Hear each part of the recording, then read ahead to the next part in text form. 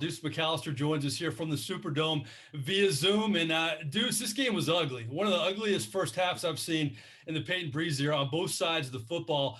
But it became more and more attractive, didn't it?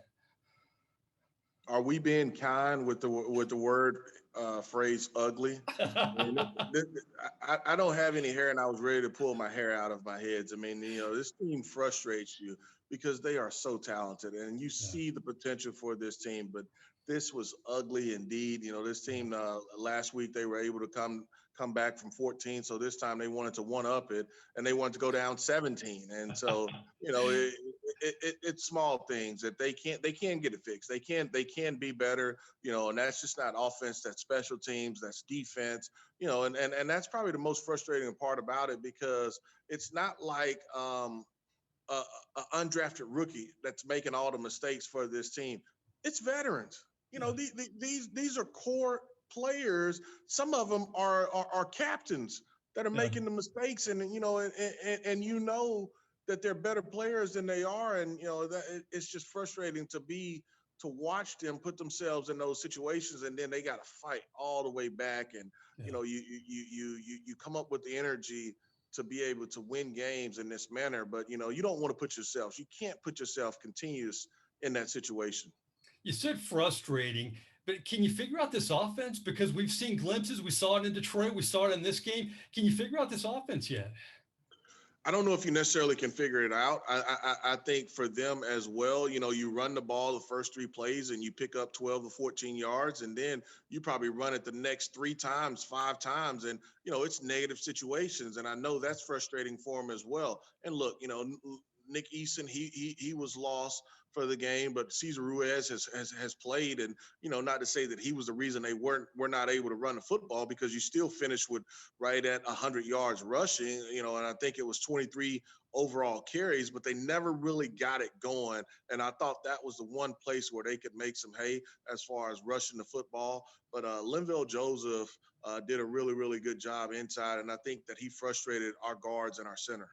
Kamara didn't get in the end zone, but he had a big play on that final drive leading to Lutz's field goal. And even when he's not getting in the end zone, even when he doesn't have his best game, he makes a difference out there, Deuce. Well, there were two guys, continuously following Kamara, particularly when he was in the backfield, and even the play that he got chipped by Joey Bosa, and he just turned it, it wasn't a traditional wheel route. He just turned it into a go route out of the backfield, and that's just making a play, and that's just Drew trusting his playmaker to go up and make the ball, and not only catch it, but he tipped it to himself, and he got really 3 feet down as far as in bounds, and so.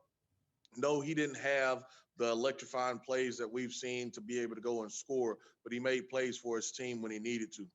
Emmanuel Sanders is a guy, we've been waiting to come around. He's had two back-to-back great games, really in the red zone. I mean, leading this team and receiving yards. When Michael Thomas gets back, Sean Payton didn't commit to it, but we expect him back after that bye week. When you get Thomas back, you get Sanders playing like this. Traquan has some confidence. We saw Jared Cook involved. I mean, this offense, all the weapons, maybe the potential will be there after this bye week. Well, the potential is there. Can you go out and execute? That's the Actually, biggest absolutely, question. yeah. Can you go out and execute? Because we've seen too much of it for you guys not to be able to do it. The question is, can you be on the same page week in and week out, or series after series after series? Because you can be a dangerous group, but you can't hurt yourself. You can't have the holdings. You can't have the block in the backs. You can't have the false starts, things of that nature from an offensive standpoint, because the weapons are there, and we look for this team to continue to get better. You just have to eliminate some of those mistakes, because you were right there on the brink of having almost 400 yards of total offense, and you probably didn't play really, really well at all. There will be a debate for the end of time who the best quarterback is in NFL history. Drew Brees will be in that conversation. I don't think there should be a debate, though, who the best Monday Night Football quarterback is. I mean, with all the records he's broken, and we could go down the list. And I asked him when he came on his favorite memory. That's maybe the toughest question I've ever asked him. He's had so many great memories, and he wins it in another way this time around, reminiscent of the last time he brought his team back from 17 points in 2009 against Miami. You remember that game. Do you see any similarities between that game and this one? The leap right before half.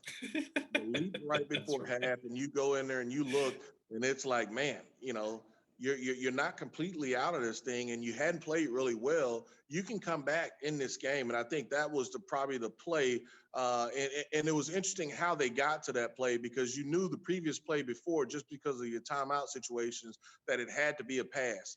And then when they are able to line up and run that play, I mean, he took a shot.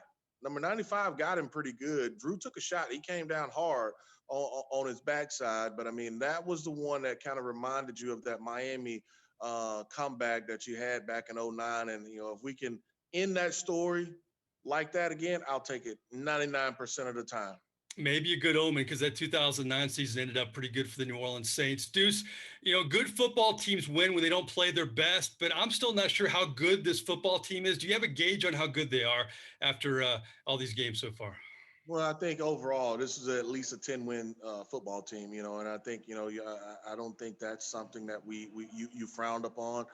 Can they win 11, 12 games? I definitely think so, but are they going to have to play better? No doubt about it. I think that you take a little time off. You got a divisional opponent basically for the division lead next week. Well, in 2 weeks when you play the Carolina Panthers. Hopefully you'll have most of your guys back. It was really good to get Davenport back. I thought he did a really nice job of pressuring the quarterback. Trey Hendricks, he's been on a tear. Cam Jordan led the team in tackles. So, from that standpoint, that defensive line probably got the most consistent pressure that you've seen from them. Sheldon Rankins, David Onyemata, all of those guys were making plays in the backfield. That's what you want. You got to eliminate the big plays. If you eliminate those big plays, then, I mean, it's not even a question what's the potential. Absolutely. Finally, how's the blood pressure? I mean, your Ole Miss Rebels almost shocked the world, beat Alabama. This was a tough one. Are you feeling all right now? Man, I need an off week. I need an off week, and just to get away from it. And from an emotional standpoint, you're on a roller coaster, and you got a lot of ups, and then it's coming crashing back down. Well, enjoy the bye week. Get some rest, my friend, and we will talk to you in a few weeks after the Carolina Panthers game. I appreciate your time. All right, thanks, Mike. All right, that's Deuce McAllister. That finishes up our interviews here in our post-game show from the Superdome. Back to you, Victor and Scott.